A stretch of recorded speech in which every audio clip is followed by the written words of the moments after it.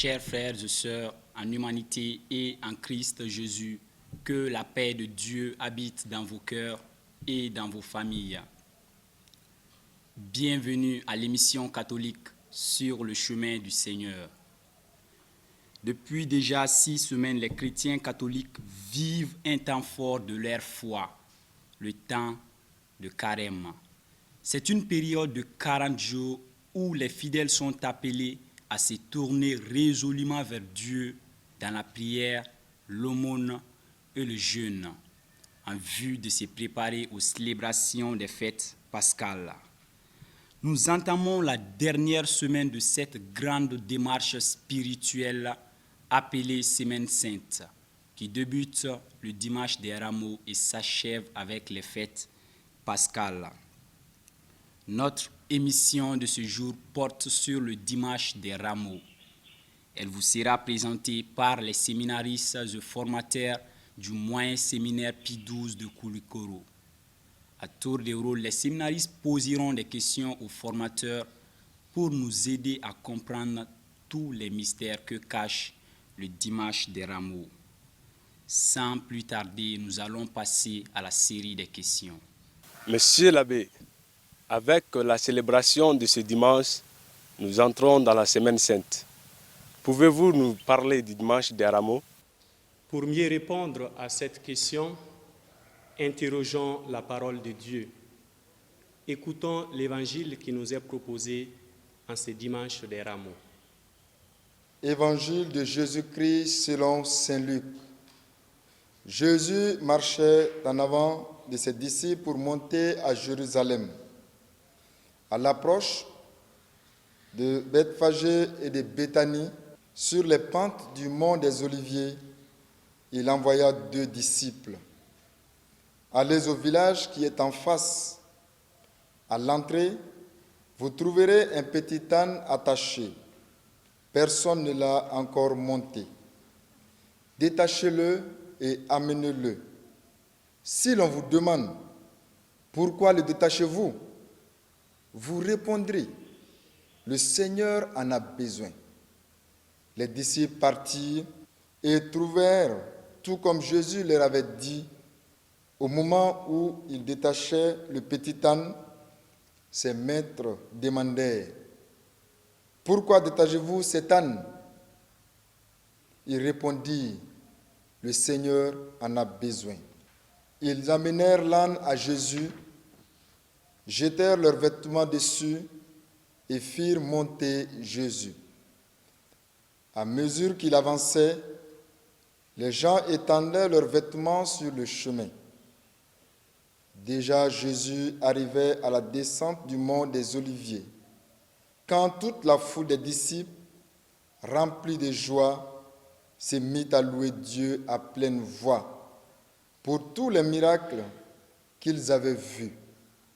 Béni soit celui qui vient, lui notre roi, au nom du Seigneur, paix dans le ciel et gloire au plus haut des cieux. Quelques pharisiens qui se trouvaient dans la foule dirent à Jésus, « Maître, arrête tes disciples. » Mais il leur répondit, « Je vous le dis, s'ils se taisent, les pierres crieront. »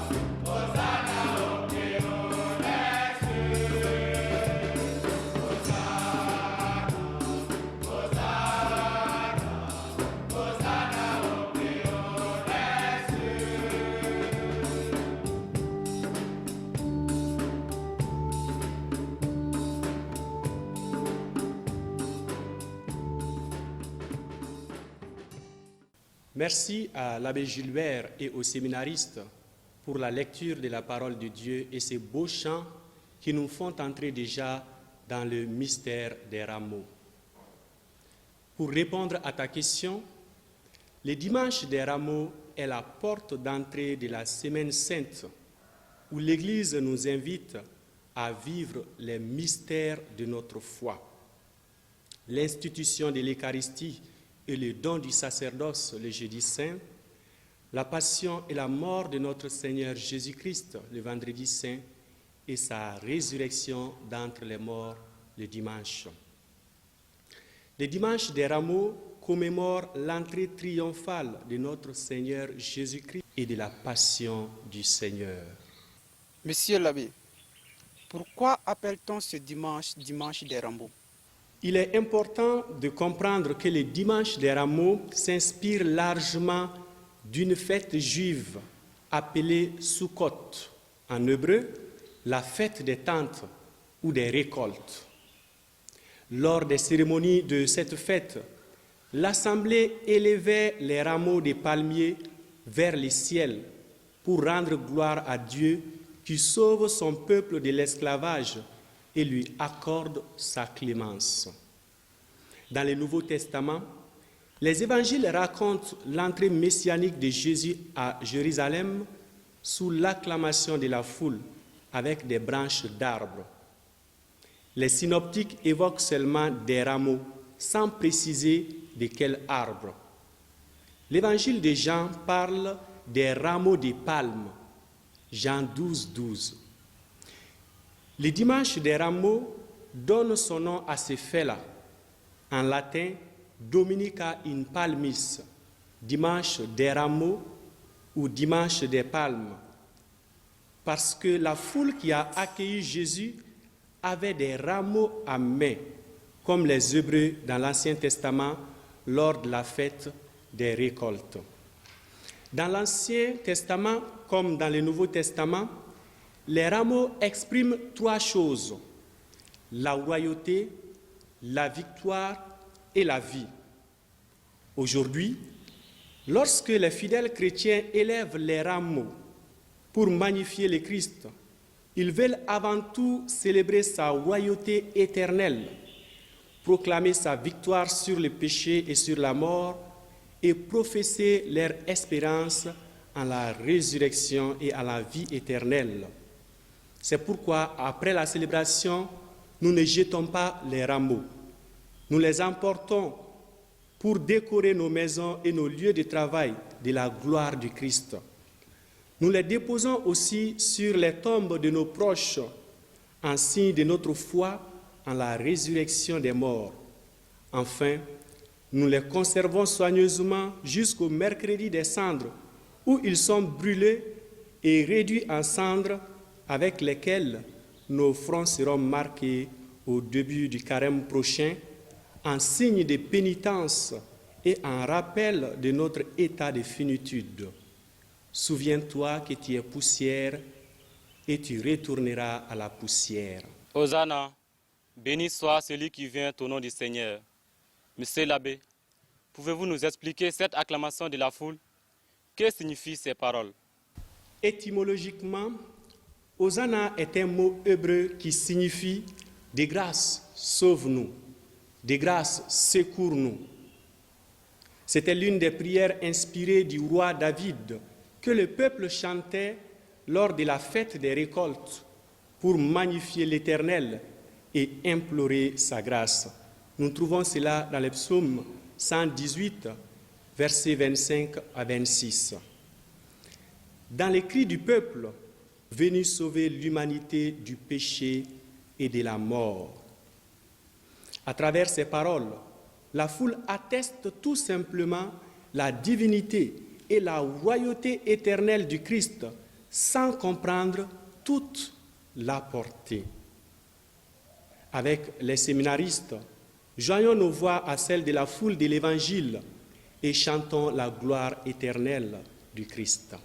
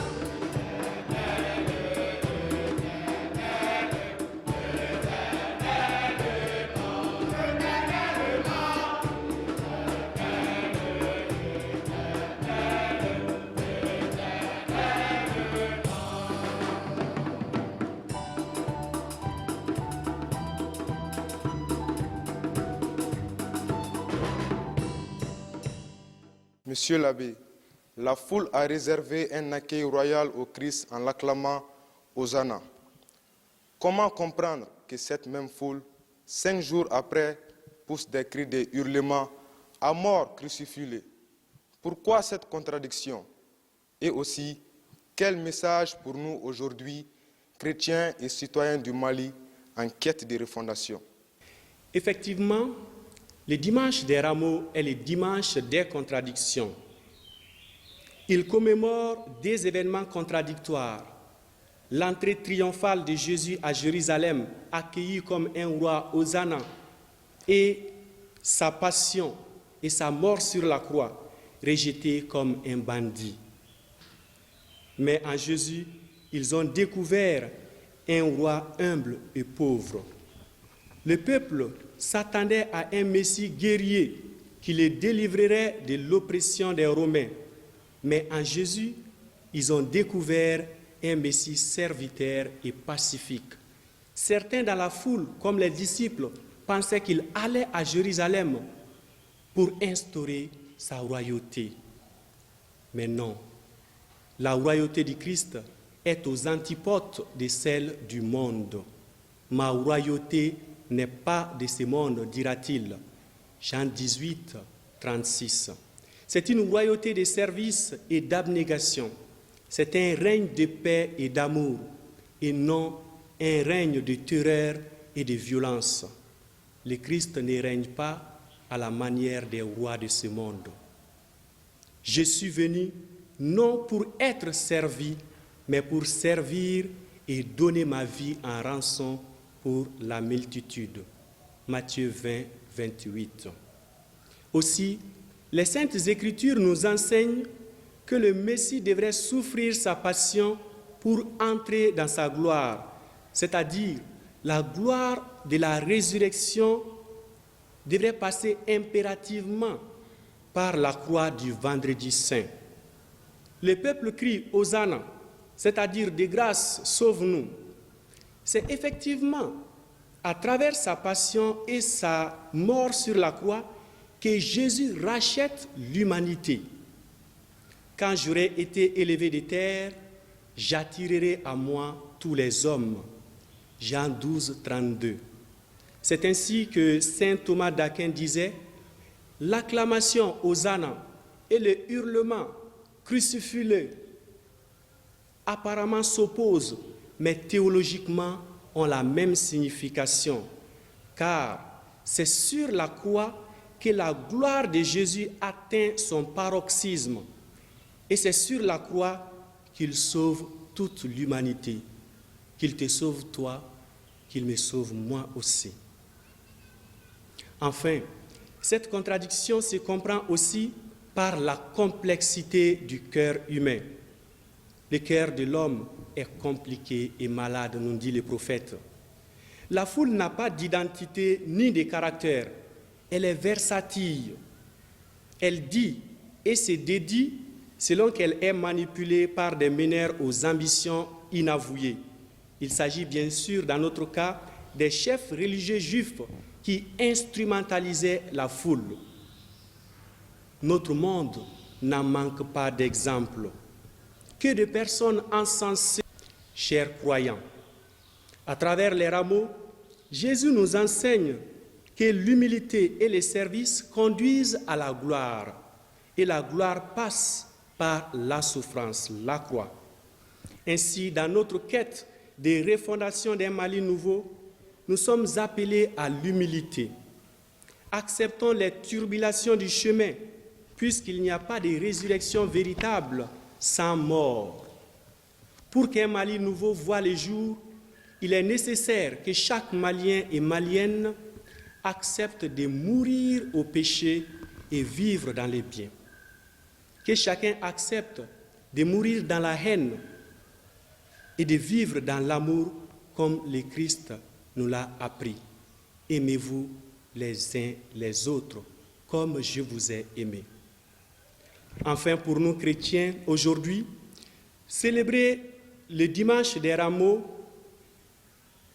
il laissa en retire la racine du péché par son précieux sang.